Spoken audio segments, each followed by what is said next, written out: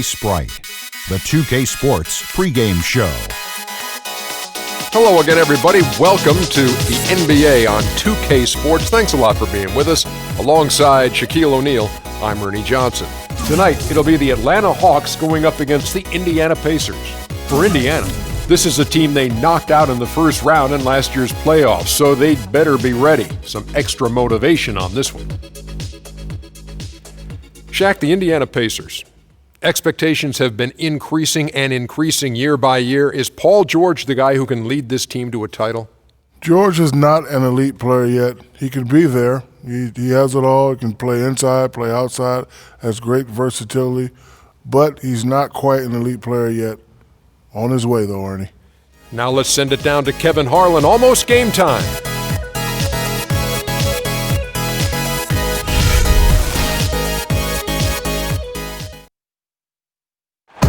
Let's meet your Atlanta Hawks starting lineup. At forward, 6'8" from Missouri, number 5, DeMaurice Carroll.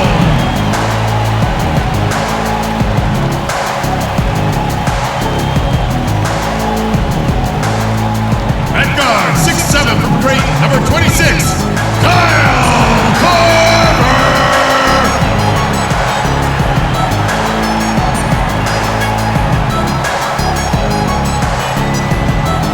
At guard, 6'2" from Wake Forest, number 0, Jeff Teague.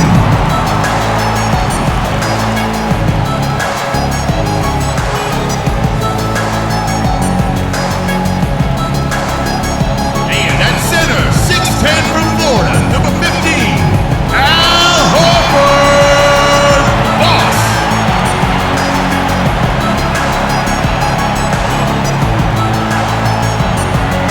At forward from Louisiana Tech, number 4, Paul Millsap.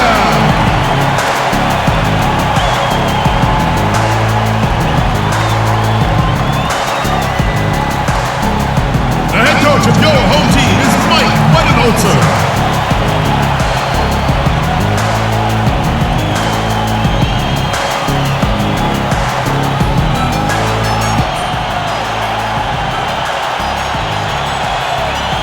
This is the NBA on 2K Sports. Hi everyone, Kevin Harlan, joined by Clark Kellogg and Steve Kerr, with our sideline reporter Doris Burke. And a one-game homestand for Atlanta as the Hawks will try to recharge their batteries on their home court. This game against Indiana, the first time they've met this year. The previous season series split right down the middle. These teams were quite evenly matched. And, of course, they're meeting the team that was responsible for dealing them a very painful loss in the first round of the playoffs a year ago. Here is Korver. Back to Teague. Millsap a screen on Hill. 6 on the shot clock. And he gets it to go. Well, I like how Paul Millsap used his body to get into the defender there. You know, the Hawks haven't been an elite team, but they do have the longest active playoff streak in the East. They've been to 7 straight postseasons, and while they haven't advanced very far, I still think there's something to be said for getting to the postseason 7 years in a row. Here's the starting group for the Indiana Pacers. Down low, Weston Hibbert. Hill is out there with Rodney Stuckey, and it's George in at the 3. Now here's Teague. Paul George unable to get his shot to go. Here is Korver. He's coming off a 13-point game against Toronto. Pass to Carroll. Here is Korver. He's guarded by Hill. Shoots from the high post. Hibbert pulls it in. And for the Hawks, with that playoff streak, for a team, Steve, that has missed the playoffs in the 8 seasons prior, that's something to be proud of. Yeah, I mean, Atlanta has shown consistent winning basketball now over the last, 6-7 years. They've shed some of their marquee players, suffered some big injuries, but they've still found a way to remain competitive.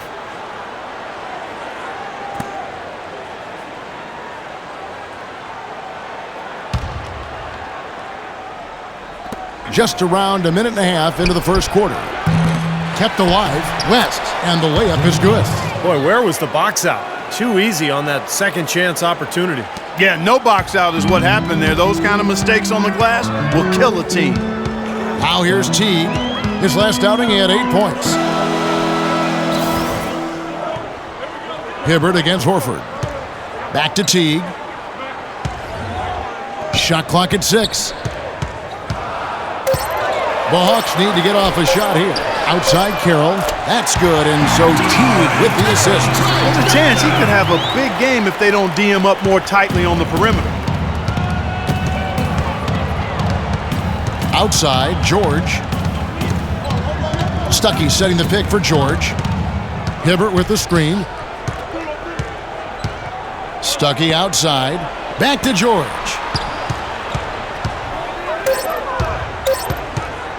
A baseline J.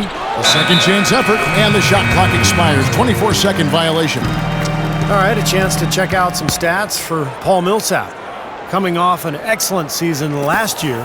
Last season, he averaged 18 points a game, 8 rebounds, and 3 assists. Coaches love to bring a big like him off the bench in their rotations. I agree with you. You always like to have depth underneath, and he's that and then some for this team. Nice work on the boards, paying off with the basket. Well, that's how you pick up second chance points. Stay active, be energetic, and react as soon as the shot goes up. Teague against Hill. Stuckey, a screen on Teague. Hibbert with the screen. And it's Hill penetrating. He used that pick to get in close. Well, they just gave him 2 points. Defensively, you're going to have to tighten things up here. That's not a good sign. Here is Korver. He feeds it to Millsap. He dishes it to Korver. He kicks to Teague. The shot, no good. So the Pacers will take it the other way. They come into this one following the loss to the Grizzlies. Well, you hate to say it, but they showed a lack of heart at the defensive end in losing that game. Just no effort. You know, I know the fans don't want to hear it, but you're exactly right. There was no energy, no assertiveness, no aggressiveness. The defense was just lifeless. It's not a night that they're going to look back on fondly. The defense looking a little bit dazed now. A ferocious throw down there. Not bad for a player of his size. Not bad at all. How about that spring coming out of those legs? Now here's Stuckey. He's been patient so far. Nothing yet on the scoreboard. Here's Hibbert. Good. The assist goes to Hill. Well, George Hill, extremely efficient. He's really good in terms of his shot selection. Doesn't try to do too much. As a matter of fact, I'd like to see him do a little more because he's capable of scoring from anywhere on the court when he's aggressive. Here's Teague. Roy Hibbert picking up that last basket. Back to Teague. Right side Teague. Off the screen. Oh, tried to dunk it home, but drew the foul, and he'll go to the line. Roy Hibbert picks one up. And Hill, a consistent threat, Steve, over his career from long range. Yeah, but a quick first step, too, Kevin. More than capable of scoring off the dribble and, either pulling up for a jump shot or slicing all the way to the rim.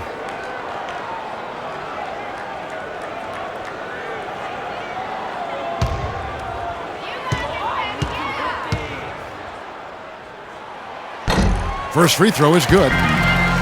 Jeff Teague signed a 4-year, $32 million deal with the Hawks going into last season, and with the departures of some of their other star players, they decided to put the ball in his hands to run their more free-flowing offense, and he delivered in a great way. And so Teague hits 2 free throws. And Jeff's Teague shooting percentages, Steve, falling quite a bit last season. Yeah, but he compensated by getting to the free throw line about twice as often. And that's part of expanding your game. You're going to see some improvement in some areas and maybe regression in others, but he's got to just continue to work. He has a chance to be an excellent point guard in this league. Now here's Teague, following the miss by David West. Teague kicks to Korver.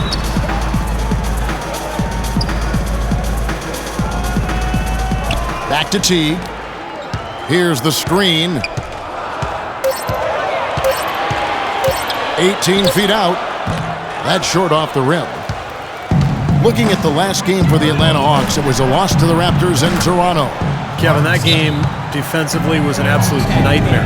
They went into that building and just got blown out by a very hot team. Well, they didn't defend those shooters like they should have, and once the fans got into it and the arena started rocking and thumping and bumping, things only got worse.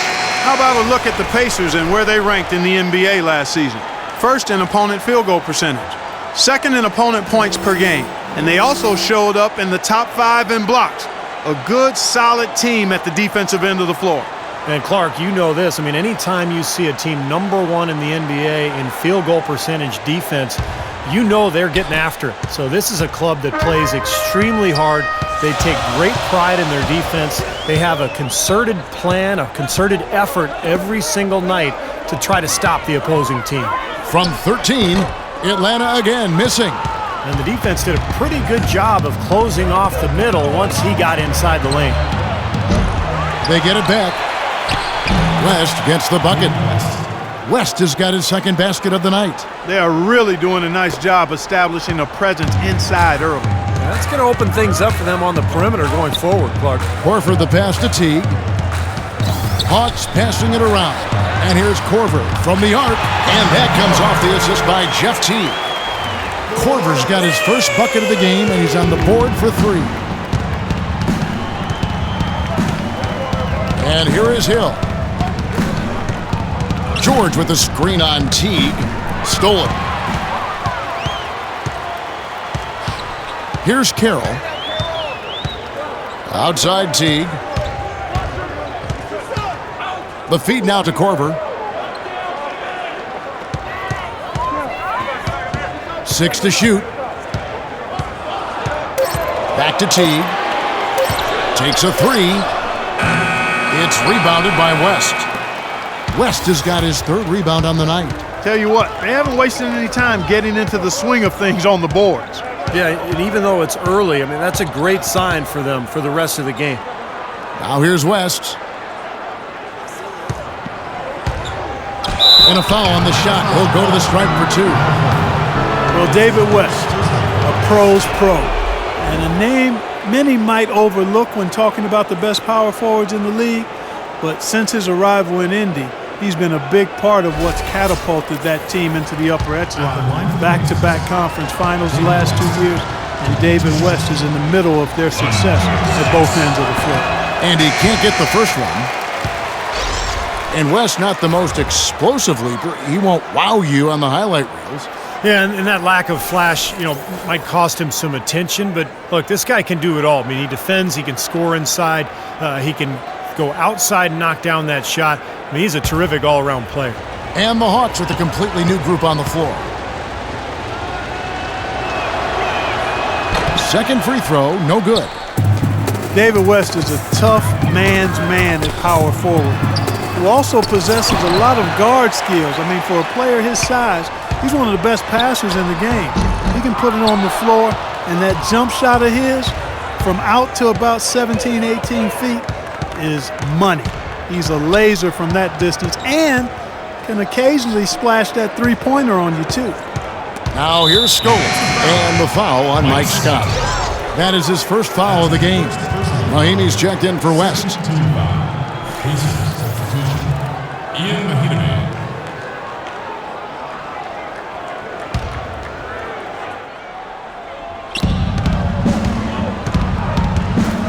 Now Watson passes it to Miles.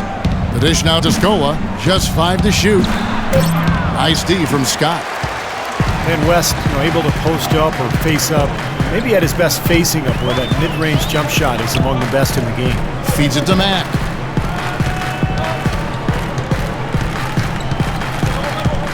And there's the pass to Scott. Dishes to Cephalosha. With the fadeaway. And that one's good. Cephalosha's got his first points of the game. And Clark, as you know, David West with great range on his jump shot. He can even make a three-pointer in a pinch. Yeah, he's a consistent three. He doesn't shoot a lot of threes, but he can make them. I've watched him in practice, and he can knock those down. And in big moments, he'll step up and knock down a three every now and then for you. Here is Miles after the basket by Atlanta. Now, here is George. He's coming off a 22-point game against Memphis. He's such a well-rounded offensive player. He's got a little bit of everything. The Hawks leading by 3. A minute 20 left to play here in the first. Bazemore dishes to Payne. So he gets the whistle. Contact on the way up and 2 shots coming up. Adrian Payne, a senior forward out of Michigan State, 6'10", got a 7'4" wingspan. You like his combination of length and shooting range. He started playing the game late, but really developed in his time with the Spartans, his shooting stroke in particular.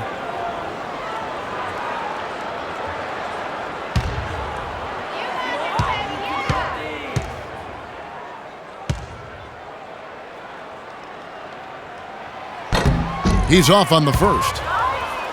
You and I called a lot of this guy's games in college. Adrian Payne from Michigan State has overcome his share of adversity, certainly losses in his family, and he dealt with mononucleosis during last season. Yeah, and considering all of that, Kevin, it's quite impressive he was able to play as well as he did, but he's made a habit of overcoming challenges, and anytime you can work through adversity, got to help you as a pro.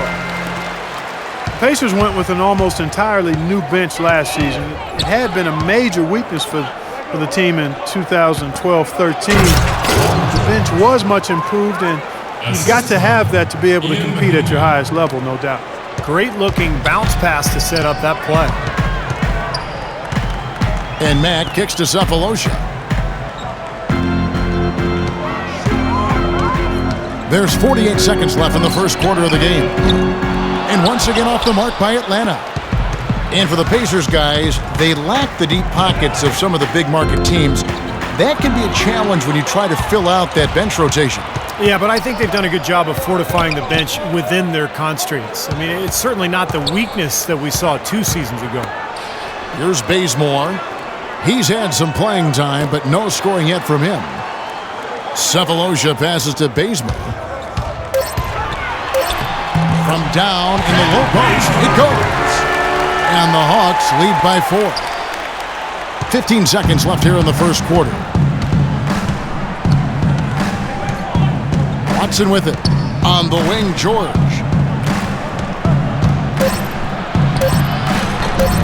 Second chance shot. And that does it for the first quarter. Hawks lead by 4. 2K Sports back in a moment here at Phillips Arena in Atlanta.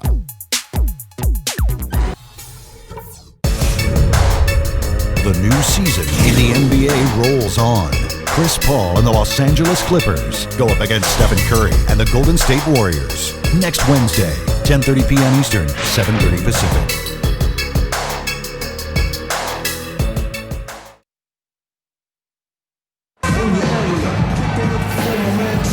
All right, the second quarter beginning in just a moment. Well, from what you guys are seeing from the Hawks, what are you thinking about their performance? And you get a chance early on to see their depth. They got a nice effort from their bench players early in this game. Yeah, Steve, I tell you what, their subs have really packed the punch for them so far.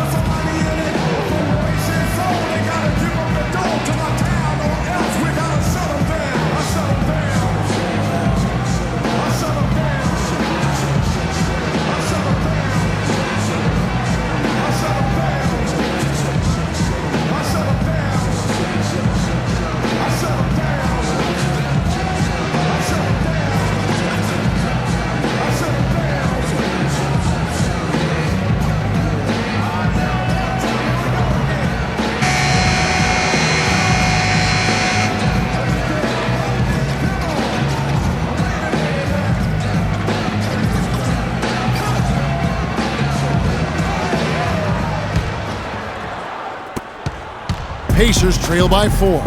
And a chance here presented by Gatorade to see who's on the floor, all fueled up and ready to go for the start of the second quarter. On the court for Atlanta, they've got Scott. Kent Bazemore is out there with Shelvin Mack. Then it's Thabo Cephalosha. And it's Horford in at the 5 spot. And the basket good. Skola's got the first points up on the board here in the second quarter for the Pacers. Hawks shooting at 44%, pretty reasonable. And Mack kicks to Horford. Here's Bazemore. His last outing, he had 8 points. Pass to Matt. Shoots the 3. That's good. Max got the lead up to 5 now for Atlanta. Hawks coach Mike Budenholzer grew up around the game. His father coached high school and college basketball for 25 years, and Mike got into coaching pretty much immediately after graduating from college. Sounded like a guy who knew what he wanted to do. Now here's Scola. Shot clock at 6. Stuckey outside, and that misses badly. Air ball. The Hawks leading by 5. And Coach Budenholzer, two-sport athlete at Pomona, golf and basketball, also graduated with a triple major in politics, philosophy, and economics. It sounds just like you at Arizona. Similar, only different. You know, shortly after college, Budenholzer actually took over as the video coordinator for the Spurs, and that's where his career took off. He ended up spending 19 seasons alongside Greg Popovich, winning 4 titles, and now here he is coaching the Atlanta Hawks. Looking at who's out there now for the Hawks. Paul Millsap's checked in for Mike Scott. Damari Carroll comes in for Cephalosha. Kyle Korver, he's checked in for Kent Bazemore. And it's Teagan for Shelvin Mack. Here is Watson. He hasn't scored yet. That I'm sure will change. Stuckey outside. So the whistle blows on the shot and 2 free throws for the contact right there.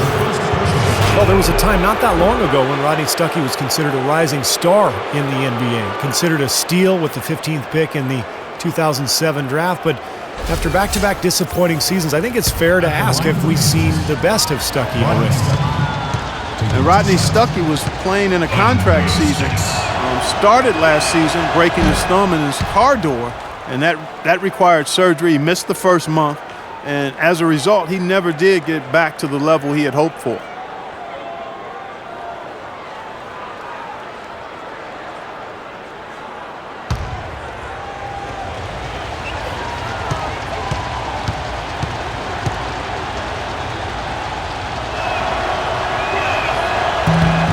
He hits both from the stripe. And for Stuckey, not an outside shooter, but his percentage of shots around the basket has dropped for 3 consecutive seasons. Yeah, he's not drawing as many fouls. He assisted half the rate he did in 2010-11. Some of it was fit in Detroit, no floor spacing. Let's see if he can get back to playing his brand of basketball. And yes, sir, that one drops. Yeah, it was almost like he was surprised to be that wide open, yet he knocked it down. Pacers trail by 5. And here in the second quarter of action with a hair under 2.5 minutes played so far. They set the pick. And Miles kicks to Stuckey. The basket drops and he gets fouled on the shot. 1 free throw coming his way. Outstanding job there to absorb the contact and guide it in. That's how you impose your will against the defender. He came to play. Roy Hibbert's checked in for the Pacers. Hill comes in for C.J. Watson. And a look now at how the offensive approach has been going here so far for Atlanta. Well, I'll tell you what, they must have had a good shoot-around because they've been fantastic from long range so far, fellas. Yeah, their passing has been terrific, too. Clark, we're seeing a lot of assists, really moving, a lot of flow offensively. I like what I see. Here is Korver. He's got 5. Back to Teague. Here is Korver. He's guarded by Stuckey. Here's the floater. And the shot is good. Korver's got 4 points this quarter. Pacers trail by 4. Outside Hill. Stuckey, a screen on Teague. Hill dishes to Hibbert. It's back to Hill. Here's the teardrop. And it's Hibbert missing. Hawks have gone 3 of 4 from the floor here in the second quarter. Teague kicks to Millsap. Teague sets a screen for Millsap. Pass to Carroll. And again, it's Atlanta. How about the passing? They are moving the ball without any thought, without any agenda. It's hard to overstate all the points they've scored on assists today. Beautiful to watch. Now here is Hill. Scola passes to Miles.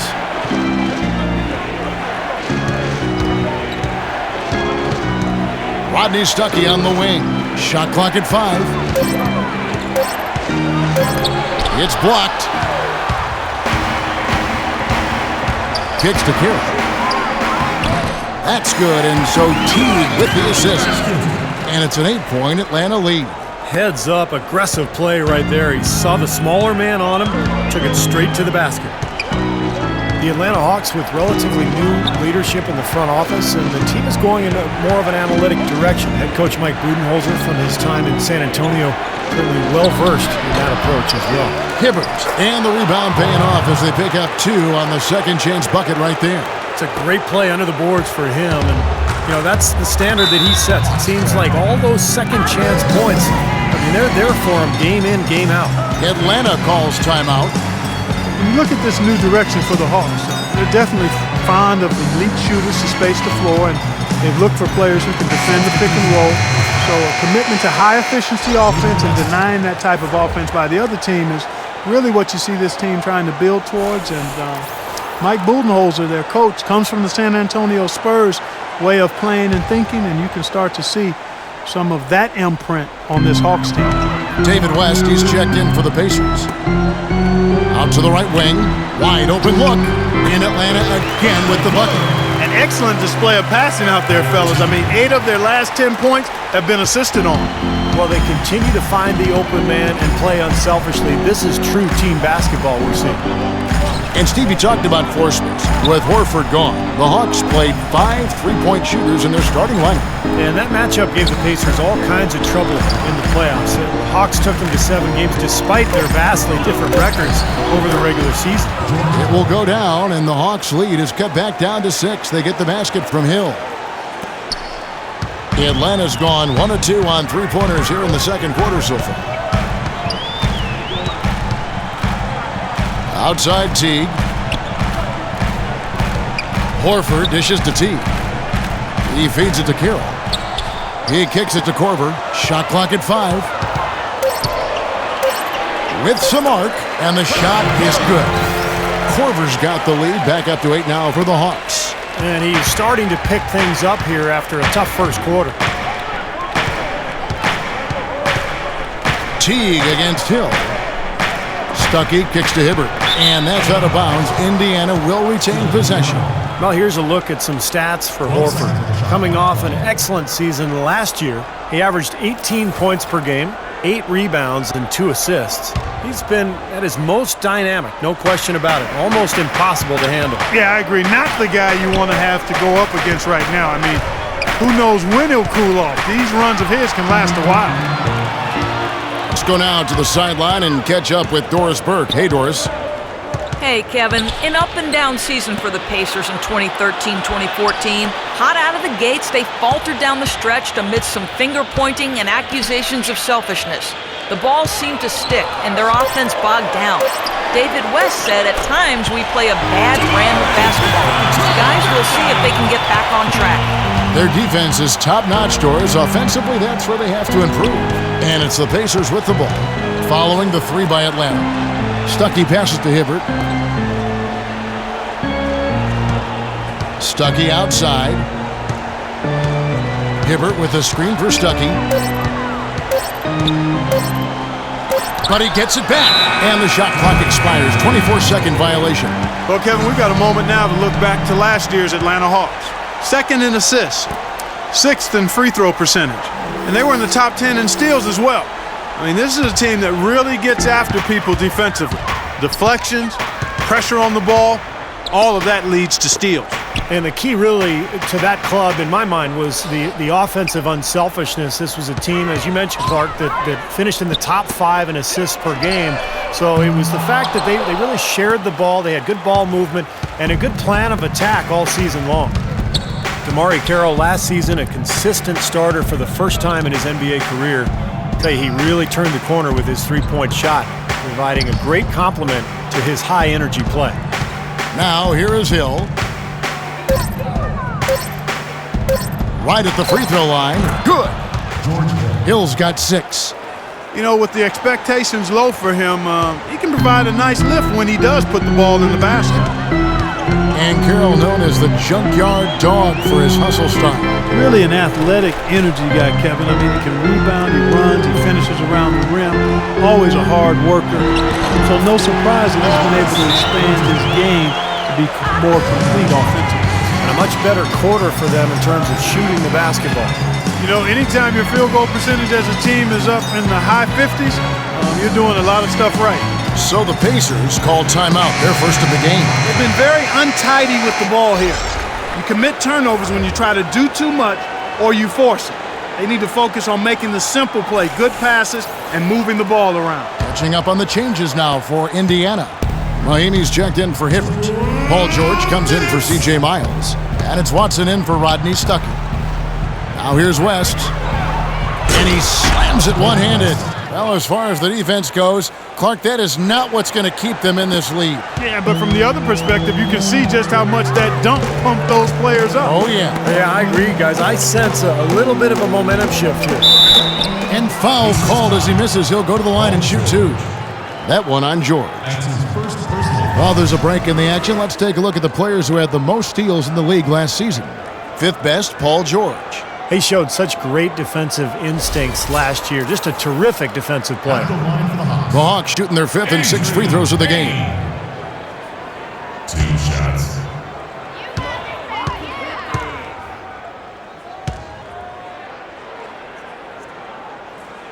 That's good from Payne.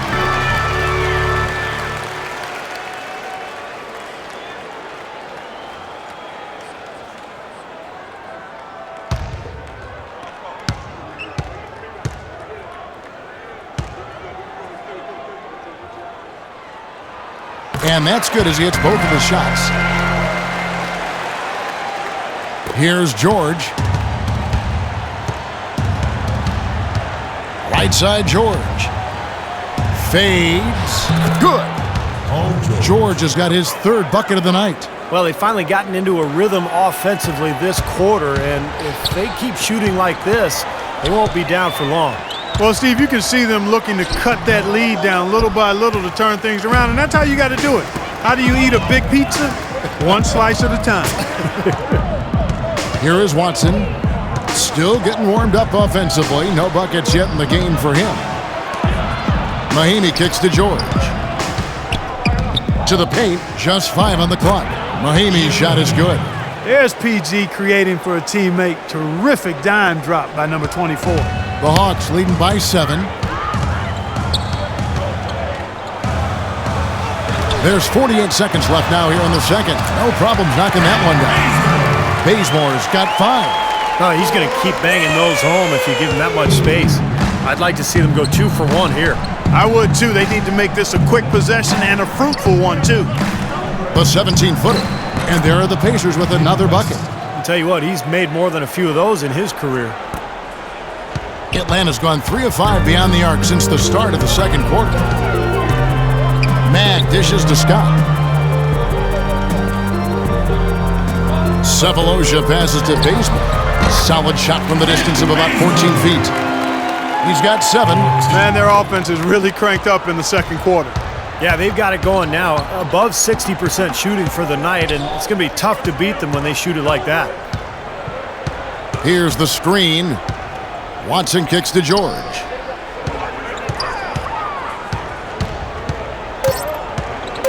Two on the clock. No good. Major defensive lapse right there. And he's not a player you can leave open for a jump shot. You've got to stay attached to him. They're lucky he couldn't punish them for it. And so that's the end of the first half. Hawks ahead, up by 10. And a chance now to send you over to Doris Burke, standing by on the sideline. Doris? Gentlemen, I'm here with Roy Hibbert. And Roy, what do you think the team needs to do coming up in the second half? I think we should take care of the ball on the offensive end, get back, but got to do a better job of just controlling the pace of the game. You know, you give a little bit of leeway, but I think we can do a better job in that aspect. Roy, as always, we appreciate the time. Gentlemen, back to you. Thank you, Doris. We'll be back after halftime as the third quarter gets underway.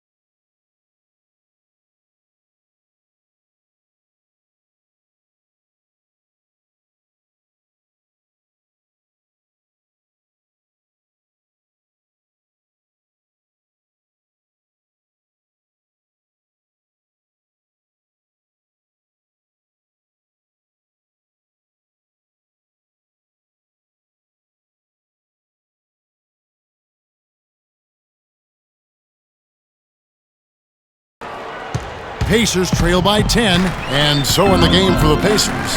Paul George is the 3 with David West at the 4. Hill is out there with Rodney Stuckey, and it's Hibbert in at the 5. Here's West, and they convert at last on attempt number 3. West has got it going here in the start of the second half. The first points in the third quarter for the Pacers. Outside Teague. He dishes it to Korver.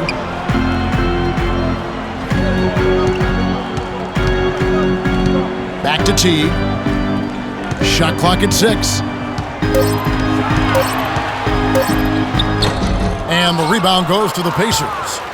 West has got 4 rebounds in this game.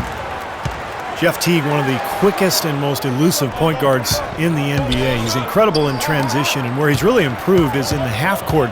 He's figured out how to carve up defenses off the dribble. Now here is Hill.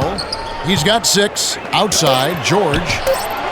Good, the assist goes to Hill. And it's 8 points here for George. The Hawks leading by 6. And Teague, a top-tier penetrator, a nice teardrop in the lane. And he's an improved passer too, Kevin. I like the confidence he's starting to play with now. Getting into the lane, he's elite when it comes to the assist-turnover ratio that point guards are measured by. And he continues to expand his offensive game as well. Now here's Stuckey. Jeff Teague unable to get his shot to go.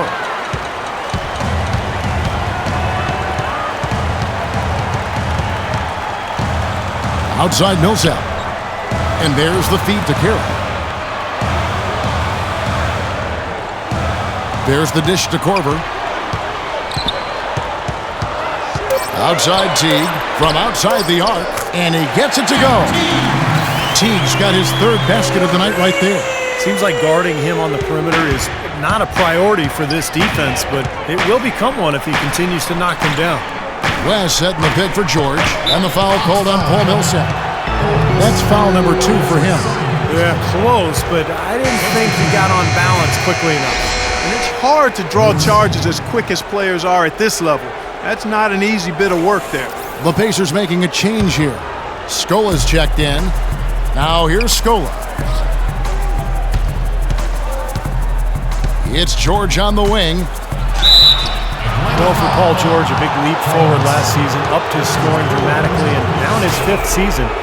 If he's not quite a superstar yet, that seems to be his trajectory.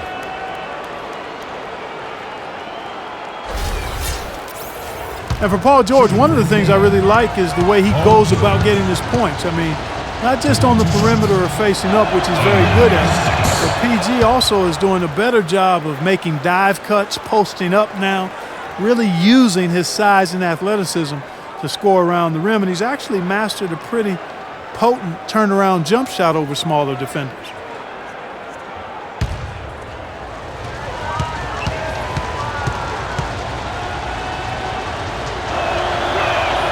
And both free throws good for Paul George. And guys, remember, Paul George played center in high school. It wasn't until college, Steve, that he transitioned to the perimeter. Yeah, maybe part of what caused him to slip on draft night. But, you talk about drafting for talent. The Pacers' best player was small forward Danny Granger. But they took George anyway, and you see how it's worked out. Time call here. The Hawks decide to talk it over. Well, you got to give the front office a lot of credit with the Pacers for what they've put together. Without question, Kevin. Prevailing wisdom in the NBA was that to compete, you needed to either be a big market free agent destination or kind of tank for high draft picks. The Pacers kind of did it their own way, building solidly and steadily through the draft and with smart, shrewd free agent acquisitions. The biggest one being David West a few years back. Hill drives in. Inside to Hibbert. And fouled hard that time. He'll get to the line and shoot 2.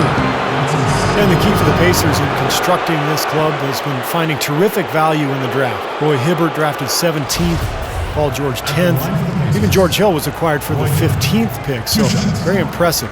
And looking at the rise of these Pacers, it's hard to overlook the hiring of first-time head coach Frank Vogel, who's done a really nice job in leading that team. I think it all goes back to the front office, taking a team that could have been treading water and not realizing its potential and then molding and shaping them into a championship contender.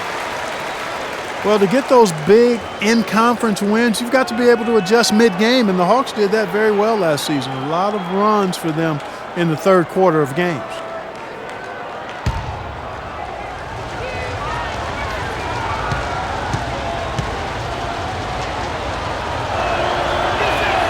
And he sinks the second. And for the Hawks in the East, guys, finished as the 8th seed in part because of their ability to adjust after the half. Yeah, they'd end up with 28 wins in the conference, but a lot of them came from their ability to come out strong after the break. Here is Korver. He's got 11. Millsap sets the pick for T. 5 on the clock. Outside Millsap. No good with the triple. You know, normally when you dominate on the glass, it really shows up on the scoreboard, but not so much here today. You're right, Steve. Typically, it is a good barometer that indicates who's winning, but not so. And let's now go to the sideline. We'll catch up here with Doris Burke. Doris? Kevin, Paul George has stated plainly that he hopes to post up much more often. Last season, he was basically dead last among forwards, only posting up on 5% of his possessions. He's put on muscle and developed his back-to-the-basket footwork.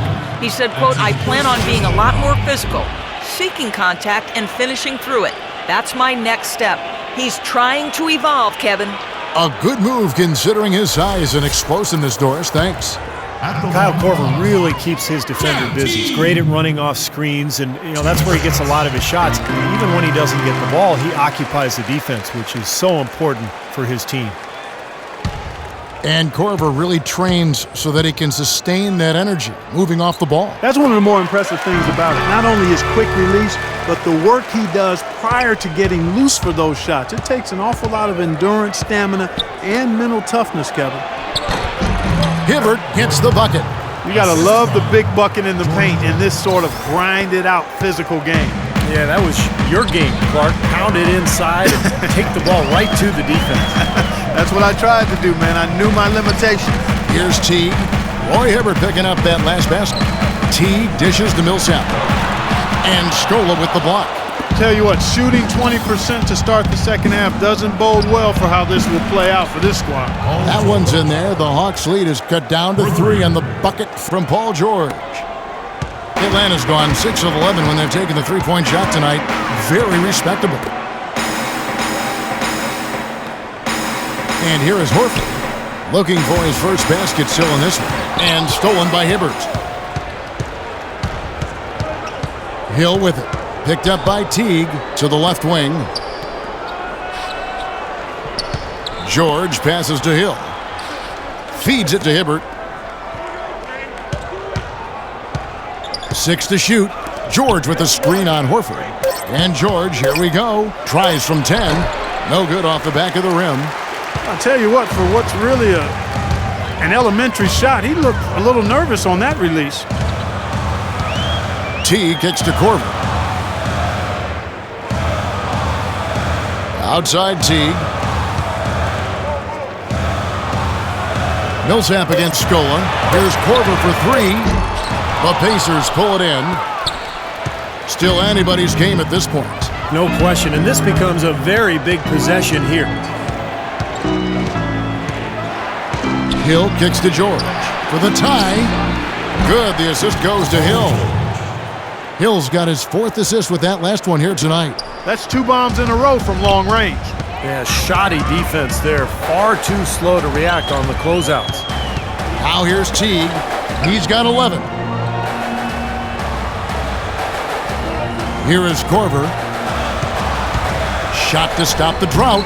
And Teague finishes inside. Teague's got 7 now in this quarter. What a finish with that hoop. Now Hill. 6 points for him. George sets a screen for Hill. Trying to find Scola. He's got it now. And misses it off the right side of the rim. That's his comfort zone, so defensively, really nice job challenging the shot. Korver. Very clever passing. That was just beautifully done. Pacers trail by 4. And the Pacers call time here. He did not look too happy about some of the things he saw on the court. So I would expect some changes here. I think it's the right move, quite honestly. I mean, they just didn't look sharp or at their best out there. So take the time out and give yourself a chance to regroup. And the Hawks with a completely new group on the floor. Then for the Pacers, Mahinmi's checked in for Hibbert. C.J. Miles comes in for Rodney Stuckey. And it's Watson in for Hill. And now Doris Burke has an update from the sidelines. I was able to listen in on what Frank Vogel had to say to his team. He told them to always have their eyes up, always be looking for passing lanes and ways to get the ball into the low post. That was the brunt of his message. He also wants his players putting pressure on the defense with early offense, lots of shots, and an aggressive approach in general whenever they've got the ball. Those could prove to be crucial changes to their strategy with this game getting ready to enter the stretch drive, Kevin. Thank you, Doris. Just 5 on the clock. Cephalosha kicks to Mack for 3. That's good. Mack's got his second bucket tonight. The defender there in the neighborhood, but not quite close enough. Good shot. Watson dishes to George. Scola against Scott. Scola drives in, and he uses the glass on the layup. Scola's got his second bucket of the game to go. Here's Mack. He has 6. Passes it to Payne. Here's Bazemore. And there's the pass to Mack. Takes the turnaround J in Atlanta again with the bucket. Feels like a flip has been switched at halftime because both teams now really getting after it. And it's been a fun half of basketball, Steve. Here is Watson. No scoring yet from him, but that's likely to change. Scola, no luck. Atlanta leading by 5. Here's Mack, and there's the foul. It'll go on Shelvin Mack. That's his first foul. Well, that's not been a typical possession for them in this first half. You know, for the most part, they've been pretty smart with the ball. Rodney Stuckey's checked in for the Pacers.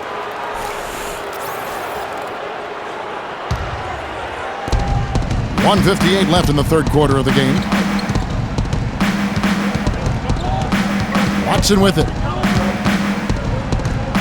Screen by Scola. And here's Watson. That's good, and the Atlanta lead is cut down to 3 on the bucket for Scola. You can see that they're not as aggressive from the three-point arc. They had far more attempts in the first half.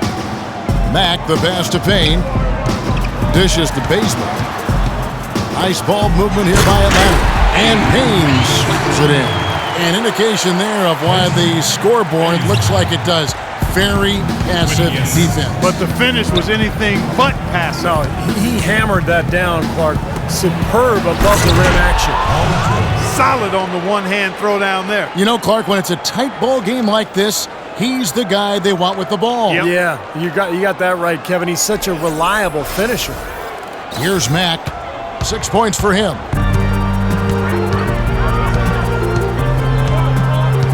Pass to Scott. 56 seconds left in the third. 6 on the shot clock. Paul George with the steal.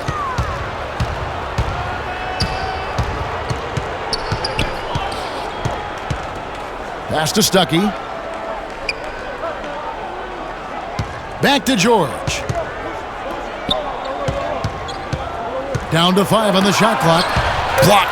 More often than not today, those shots have not dropped for him. And Bazemore kicks to Mack.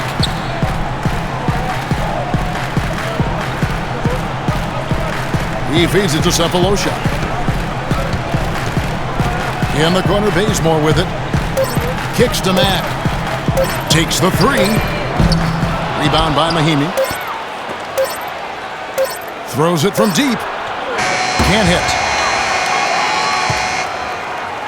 We're at the end of the third, and we've still got a close one. Hawks lead by 3. And we're coming right back after this break to get the fourth quarter underway.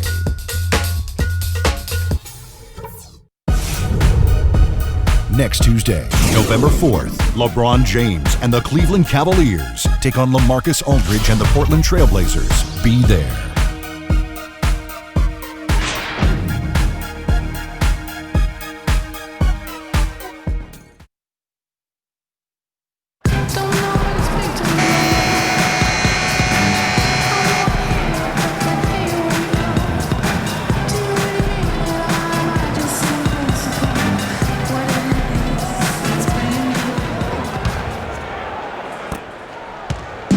Leading by 3.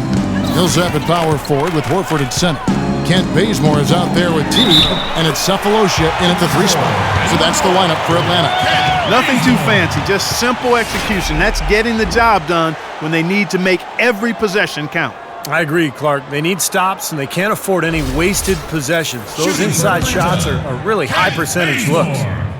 And let's take a moment here to get your guys' take on scoring so far for the Hawks. Man, they keep piling up the assists, guys. Great ball movement. They've really been on fire from beyond the arc tonight, too. I mean, a lot of their points have come from out there. Here is Mahinmi. Rebounded by the Hawks. Horford's got his 4th rebound in this one. Now here's Teague. He kicks to Millsap. Cephalosha with it. Mahinmi on him. Shot clock at 6. Here's Bazemore. Here's Horford. And he makes no mistake on the slam dunk. We knew what was going to happen with that one when he got his hands on it. Yeah, you know, if the ball comes to him off the offensive boards, Clark, it's going to go back down hard. It's amazing how many points he salvages for his team. And so it looks like the Pacers will retain possession here. Maybe a low percentage pass, but it still nearly got through. I like it, though. I mean, it's an aggressive play. Heads up defending to deflect it away. Atlanta making a switch here. Carroll's checked in. Roy Hibbert's checked in for Indiana. Hill comes in for Rodney Stuckey. Watson for 3. Good. The assist goes to Hill. For 3.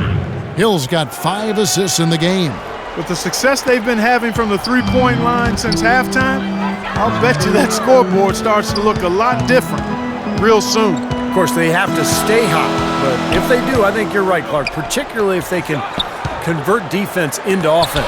Carroll for 3. Here's Horford. Nice work on the boards, paying off with the basket. And the Hawks lead by 7. And no mistakes on the offensive execution there. Hill dishes to Hibbert. Pick up by Hill. And George kicks to Hill. From downtown, here's Hibbert. And he banks in the layup. He is not going to stop battling until that final whistle blows. What a putback. Atlanta leading by 5. Outside Teague. He dishes it to Carroll. Back to Teague. And there's the feed to Carroll.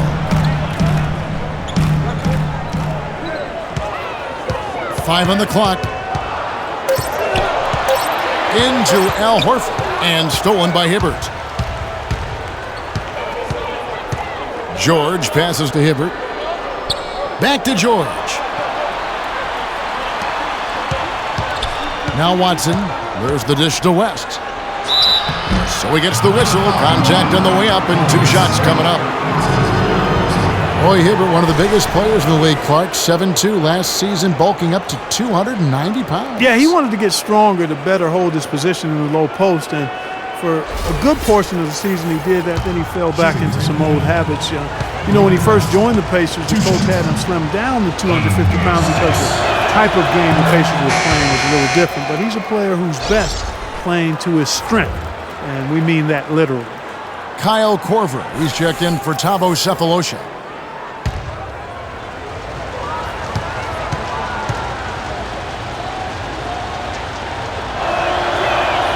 And David West drops them both.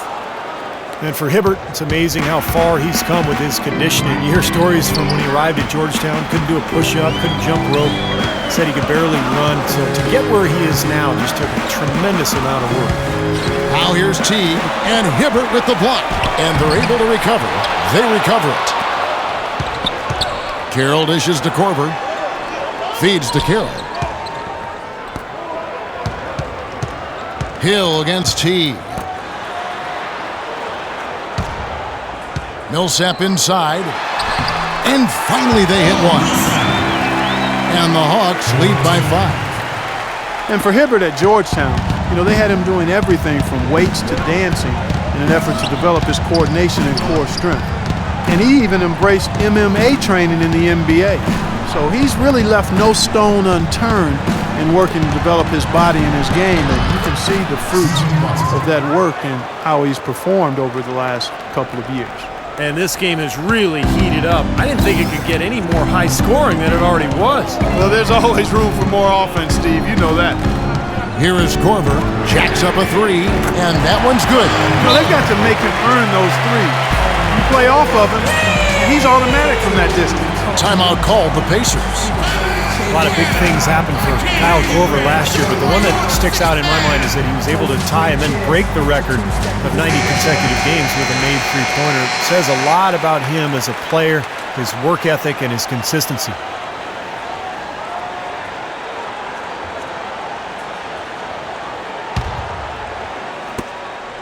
Pacers trail by 6. Here's Hill. Out to the wing. West against Millsap. It's West with the drive.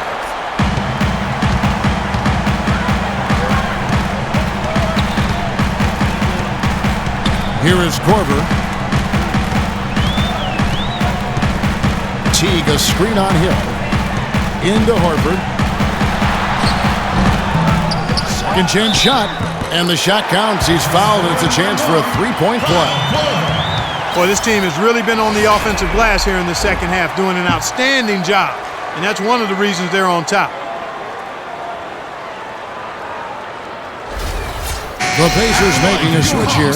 Stuckey's checked in. One shot. And that one falls for Paul Millsap. Well, Paul Millsap has said he doesn't feel undersized anymore with the way the league is going, but more emphasis now on spreading the floor, so Millsap fits in easier. He can always find somebody to guard. And for Millsap, frankly, his height has really never been an issue. I mean, this is a guy who was a big-time rebounder throughout his days in college. But even though he's only 6'7", that 7-foot wingspan helps, and he's strong enough to hold his own with most forwards in the league. Under 6. And the first one at the line is good. No question, guys, that Millsap can rebound and defend the power forward position with the best of them. Yeah, you remember he led the NCAA in rebounding all 3 of his seasons at Louisiana Tech, so this guy has a nose for the ball.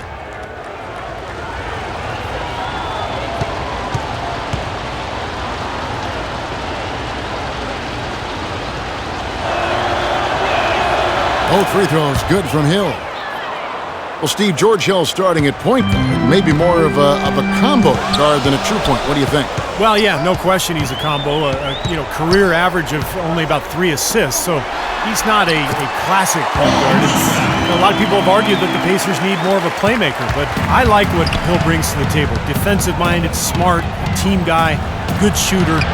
So he's an important player for this club. That's good. 14 points for David West. Well, he's been a real positive factor for them today, although, as a team, they've had a lot of negatives mixed in there as well. Atlanta calls timeout. Well, you talk about Hill defensively now. 6'3", athletic, long arms, extremely smart, knows how to avoid being screened, never gives up on plays. And, from his time with the Spurs and now Coach Vogel in Indy, he has the outstanding technique to complement those physical tools, and that makes him one of the best defenders at his position. Let's go quickly over to Doris Burke for an update. Hi, guys. I had a chance to find out what Mike Budenholzer was discussing with his guys. He said to them, the lead we've got now is nice, but I want to make it even nicer. This is when we put the hammer down. It doesn't look like he's ready to back off just yet, guys. And the other thing I like about George Hill, an excellent caretaker of the ball. He may not create a ton of assists, but he gets them into their offense and really values the possession. Now here's Teague. Paul George unable to get his shot to go. Teague with the ball. He's picked up by Hill. Pass to Millsap. The jump hook, and the Hawks getting another basket right there. Well, since we hit half number 2, he's finally come around. The first half was not his best, obviously. Hill with it.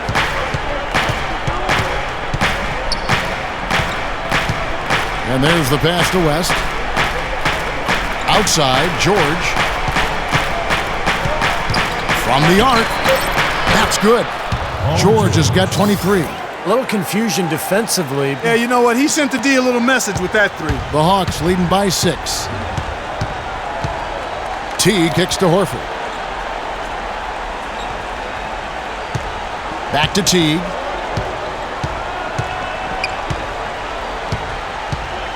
Dishes to Carroll. 6 on the shot clock. Here's Horford, and he drops in the layup off the glass. Horford's got 6 here in this quarter. They're getting on a roll inside. Their last 3 field goals have come from inside the paint area. The defense has to make an adjustment. They've got to string together some stops, or at the very least, try to force this team into some bad shots. Hibbert with a screen on Teague. Hill with it. And it's Horford picking him up. It's back to Hill. Hill left side. Paul Millsap with the rebound. Millsap's got his 7th rebound of the game with that last one. T kicks to Horford. Pass to Horford. Back to Horford. Great D that time from Hibbert. Great job defending the hoop there. So important to have good presence defensively inside. Outside Hill. There's the pick. Pass to George. That drops. George has got 25 points. And he has picked it up here in the second half, really lighting it up now. The Hawks leading by 6. And here is Teague. Outside Millsap. Back to Teague.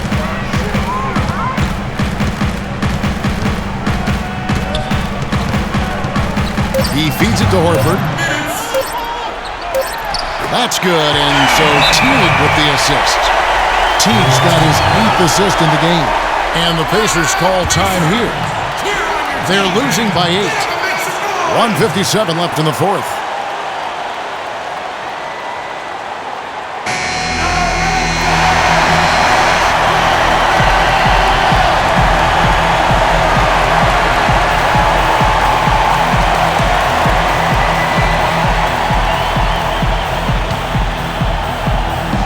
Here is Hill.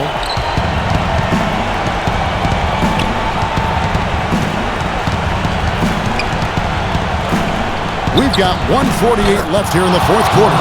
That's good. They're getting a bunch of their points outside of the paint. 3 of their last 5 buckets are from three-point range. But the defense isn't making them earn it. I mean, those shots have just come on easy, open looks. Now here's Teague. Outside Millsap.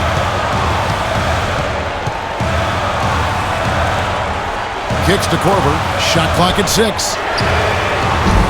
And he can't answer back. The three-pointer offline. Pacers trail by 5. Hill with it. Picked up by Teague. Hill kicks to George. Launches it. Millsap grabs the miss. Millsap's got rebound number 8 now on the night. And it's slammed in by Teague. Well, guys, for a point guard, he can punch it. Yes, sir. I mean, that would have been unheard of about a decade and a half ago, Kevin, seeing a guy bounce like that at his side. Good point. Times have changed, though. Guys, we got guards all over the league who can play way above the rim. And so it's Indiana with it. After the basket by Atlanta, George passes to Stuckey. This one for 3. And it's George again missing. Hill against Teague. It's going to take something special, maybe a miracle for them to come back right now. How about a little lust? He was one step ahead of the defense when he fired that pass for the assist. 32 seconds left here in the 4th quarter. And an intentional foul right there. That's his first personal foul, third team foul. Atlanta's gotten just 1 of 4 three-pointers to go down for them here in the fourth. Carroll dishes to Korver. He kicks to Carroll. The Hawks working the ball around, and they go to the intentional foul. Georgia. That's his second personal foul, fourth team foul. Shooting for Atlanta, Jeff Teague.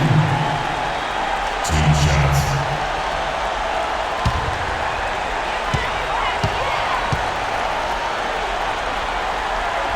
First free throw is good, and that increases their lead to 6.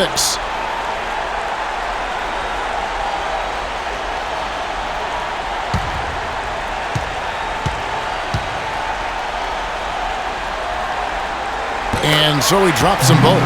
It's a 7-point game. Good work at the line to stretch that lead out a little bit. Time call here. Indiana decides to talk it over. They're losing by 7. 23 seconds left in the fourth quarter. So it's both teams making substitutions here.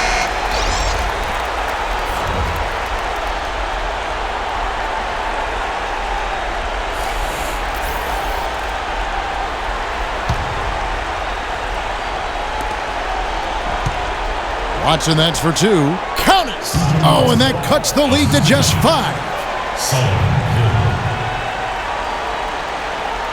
Here's Bazemore, and now we've got the intentional foul.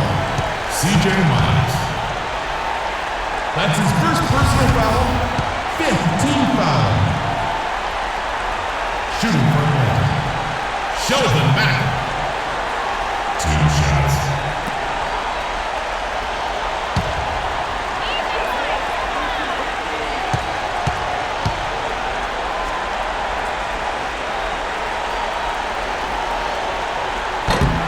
And the first of 2, no good, heartbreaker. So both teams making some changes here.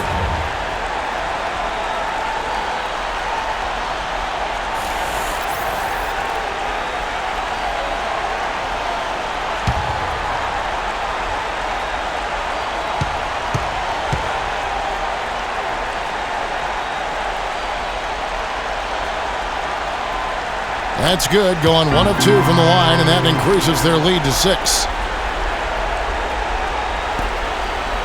Indiana's gotten 3 of their 6 three-pointers to fall here in the fourth. For 3, Hill! Rebound by the Hawks. They've led by as many as 11 points. And now we've got the intentional foul. That's his second personal foul. Penalty situation. At the line for the Hawks, Sheldon Mack. Team shots.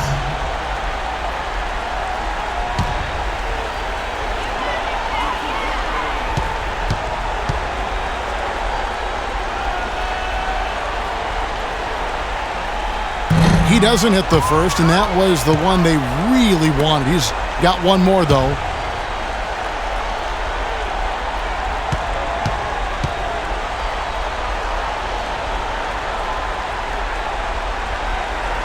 And the second of 2 is good. That makes it a 7-point lead. 6 seconds left in the game. From deep. Offline. And so the Hawks take the win.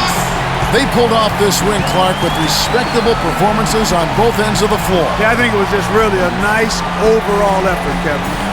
And now let's catch up with Doris Burke, who's standing by on the sideline. Doris?